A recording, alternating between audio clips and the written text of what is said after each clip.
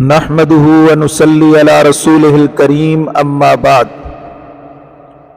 انسان ویسے ہی اللہ تبارک و تعالی کی نعمتوں کا ناقدردان ہے، مگر دو عظیم نعمتوں کے سلسلے میں تو بہت ہی زیادہ انسان ناقدردان ہے۔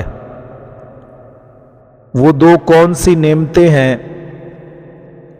امام بخاری رحمۃ اللہ تعالی علیہ نے بخاری شریف میں ایک حدیث مبارکہ کو نقل کیا ہے،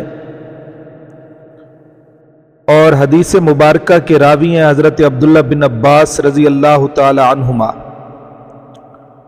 وہ فرماتے ہیں قال رسول اللہ صلی اللہ علیہ وسلم کہ امام الانبیاء پیغمبر صلی اللہ تعالی علیہ وسلم نے فرمایا، نعمتان مغبون فیہما کثیر من الناس،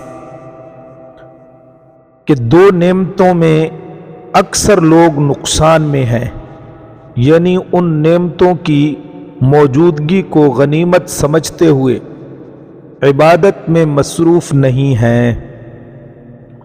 ان میں سے پہلی نعمت الصحت، ایک تندرستی والی نعمت ہے، اور یہ نعمت انسان کو کب تک میسر رہے گی اس کا کسی کو پتہ نہیں۔ بیماری آتی ہے تو بتا کر نہیں آتی، پھر آدمی کو حسرت و افسوس ہوتا ہے، کاش صحت کے عالم میں کچھ کر لیتا، لیکن اس وقت حسرت و افسوس کرنے سے کچھ بھی حاصل نہیں ہوگا۔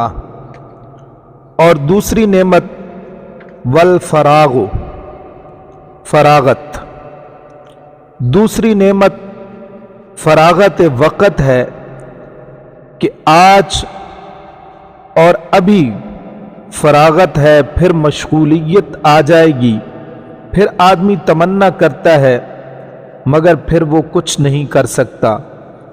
جن لوگوں نے وقت کی قدر کر لی وہ دنیا میں بہت کچھ کر کے چلے گئے۔